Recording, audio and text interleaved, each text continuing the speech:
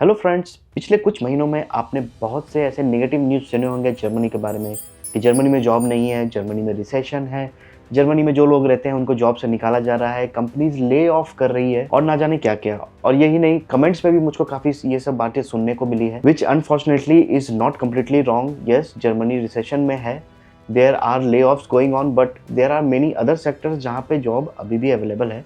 जैसे कि टीचिंग है, जैसे कि मेडिकल लाइन है, वहाँ पे अभी भी है। But yes, Germany is in recession.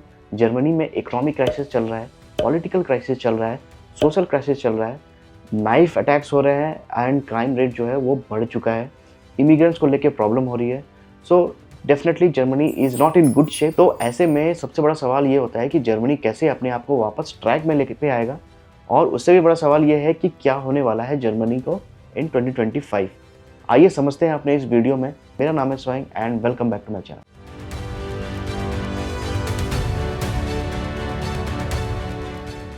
Germany के करंट स्टेटस पे मैंने ऑलरेडी बहुत सारी वीडियो बना के रखी है, उनके बारे में मैं ज़्यादा डिस्कस या ज़्यादा डिटेल में बातें नहीं करूँगा। फिलहाल के लिए मैं आपको ये बता दूँ कि जर्मनी में 3 तरीके के क्राइसिस अभी देखने को मिलेंगे। सबसे पहले है पॉलिटिकल क्राइसिस, इकोनॉमिकल क्राइसिस और सोशल क्राइसिस। बट ये सारे सिचुएशन 2024 में राइज हुए थे। जैसे जैसे 2024 गुजरा वैसे वैसे ये सारे क्राइसिस जो है वो और भी बैड शेप लेते चले गए और भी बद से बदतर होते चले गए।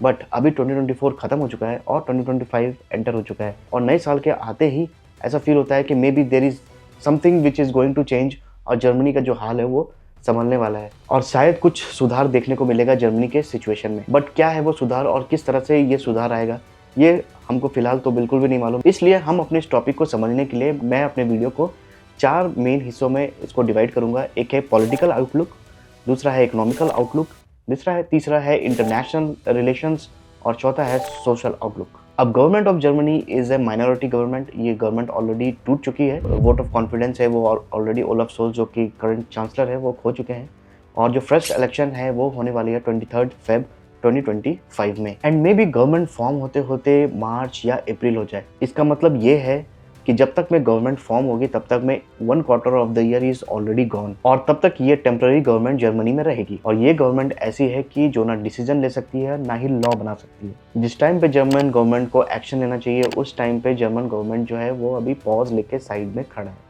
अब देखना यह है कि किसकी गवर्नमेंट बनती है, कौन कोएलिशन में आता है, और उसके बाद इंटरेस्टिंग ये रहेगा कि किस तरह से ये बजट बन के आता है 2025 का।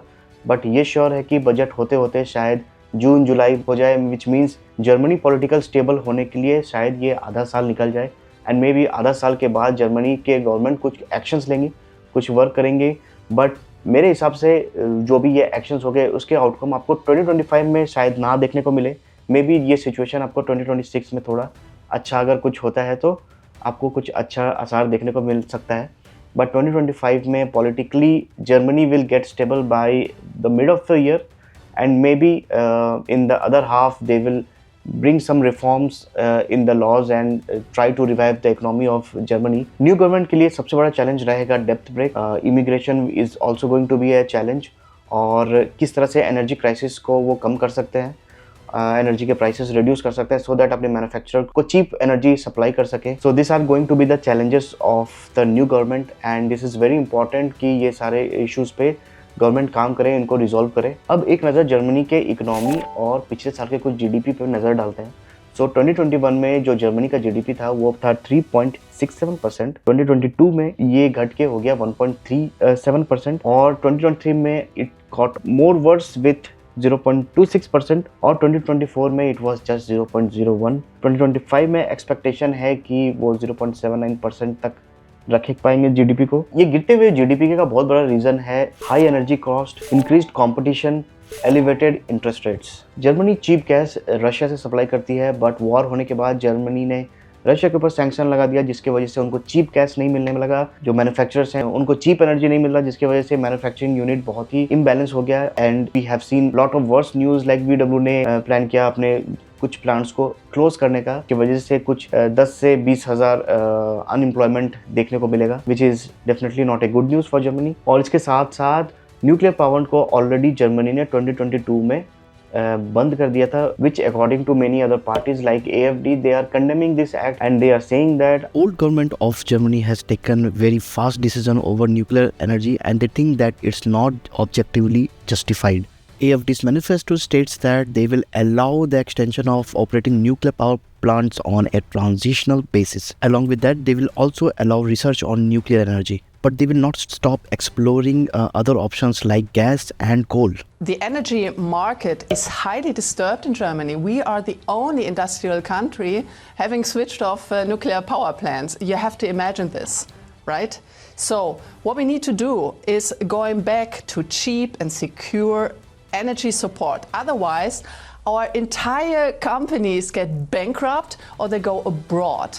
Like thousands of people sit on the streets because the German companies actually go abroad. They go to the US, they go to China, they go to the neighboring countries because we cannot guarantee energy support anymore. So we need nuclear, we need gas, and we also need coal.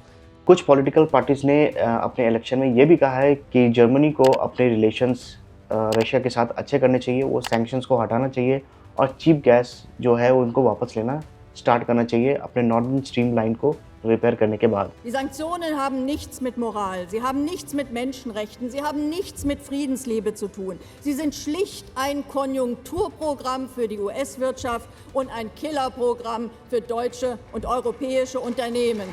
अब government form होने के बाद ही हमको पता चलेगा कि किस तरह से इस एनर्जी क्राइसिस पे वर्क किया जाएगा। क्या जर्मनी के मैन्युफैक्चरिंग यूनिट्स को, मैन्युफैक्चरिंग प्लांट्स को चीप गैस मिलेगा, क्योंकि जर्मनी का जो 70% जीडीपी है वो मैन्युफैक्चरिंग से आता है, वो एक्सपोर्टर है, और अगर मैन्युफैक्चरिंग ही नहीं रहेगा तो जर्मनी की जीडीपी कैसे ग्रो करेगी।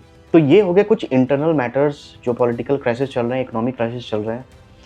जर्मनी को एक चीज़ और ध्यान में रखना चाहिए which is international relationship. We import raw material from China, we use to take cheap gas from Russia and Germany should maintain a balance between this super powers and along with that they should also have a strong stand. Balance के साथ साथ अपना खुद का stand रखना भी बहुत ज़रूरी है। फ्रेडरिक मेर्ज जो कि CDU के चांसलर फेस है, उन्होंने भी बहुत सारी कंपनीज़ को ये रिक्वेस्ट किया है कि वो जो भी इन्वेस्टमेंट कर रहे हैं वो सोच समझ के करें, because the war situations are erupting suddenly, और सडनली कोई भी वॉर आता है। यहाँ पे US जो है उनको ग्रीनलैंड चाहिए, China wants to invade Taiwan. If there is some situation between China and Taiwan जहाँ पे वेस्ट जो है, जो कि US जो है वो सैंक्शंस लगा सकता है चाइना में, तब क्या करेगी companies, then what will the company do. So ये बहुत सारे क्वेश्चंस हैं जो कि फ्रेडरिक मेर्ज जो है उन्होंने स्टेटमेंट दिया है, उन्होंने रिक्वेस्ट किया है अपने बड़े कंपनीज हैं, whatever you are investing please सोच समझ के इन्वेस्टमेंट करें। And taking a very broad view of this term of de-risking that a lot of Western countries have used, you need to reduce the risk in the relationship between Western countries and China. Olaf Scholz very much emphasizes that Germany needs to cut its dependence on particular raw materials coming from China, rare earths, things like that are important for the tech center. Whereas Friedrich Merz was talking about the risks of investing in China. So a lot of very big German companies have invested a lot of money in recent years in China, even after the German government started talking about this need to de-risk. Friedrich Merz was very explicit about that in the discussion around his speech, saying, "My heartfelt request to all companies is limit the risk you take to avoid endangering your own company if it triggers an immediate write-off." An immediate write-off, what he's thinking there is presumably what happens if China invades Taiwan and suddenly the West wants to slap the same kind of sanctions on China as it did on Russia, and suddenly all of those German factories that you have in China, you need to write them off. Yes, and there's one bit that he follows on further. He basically tells companies, you can take that risk, but consider carefully and don't come running to the government. And at the end हम बात करेंगे social dynamics की। So there has been an increase in crime rates in Germany. It all started with 2014 New Year Eve. Also last year there was an increase in number of knife attacks, जिसकी वजह लोग immigration को बताते हैं। German government is going to be very strict over the immigration. So they want to filter the immigration process. They are increasing the border security, and this is the prime focus of some of the political parties. Migration is the one issue where he's been talking remarkably tough. Just after a knife attack in Aschaffenburg in Bavaria in Germany, where a child and a man were killed by an Afghan asylum seeker. He actually came out with a statement saying, I want permanent border controls. I want people to be turned back at the border. I want the federal police to be able to issue arrest warrants, ask for arrest warrants. So he goes beyond what he demanded beforehand. At the same time, he also says, in a different scenario, I want fast-track immigration for workers, much-needed skilled workers here in Germany. So he's sounding very tough on illegal migration. At the same time, he wants fast-track qualified migration, again, to help German business. Friedrich Merz जो कि अभी opposition में है, उन्होंने एक motion को लेके आए हैं जर्मन पार्लियामेंट में विच सेज स्ट्रिक्ट इमिग्रेशन, और उनको बैकअप किया है एएफडी ने, and because of that this motion has been passed. अब मोशन पास होने का मतलब ये होता है कि this is not a law but a motion is pass, जहाँ पे डिस्कशन होगा चीज़ों इस चीज़ पे लेके स्ट्रिक्ट कुछ अगर एक्शंस, इमीडिएट एक्शंस वगैरह लेना है तो उस पर इमीडिएट एक्शंस वगैरह ले सकते हैं, and this can be presented by any member of parliament. ज़रूरी नहीं है कि जो गवर्नमेंट पे है वही लेके आए, बट इसको पास होना ज़रूरी है with 2/3 of the voting, and this has already done. Despite the motion being passed, its first draft has been rejected by the lawmaker. The first draft would have restricted family reunification for some of the refugees, and this draft would have given more power to the federal police, who has the power to return or refuse the people at the border. तो ये था मेरा एक छोटा सा insight what is going to happen in 2025। अगर आपको video पसंद आया हो तो please give it a thumbs up, like, share and subscribe to my channel. मैं आपसे मिलूंगा अगले वीडियो में। Till then take care, bye bye.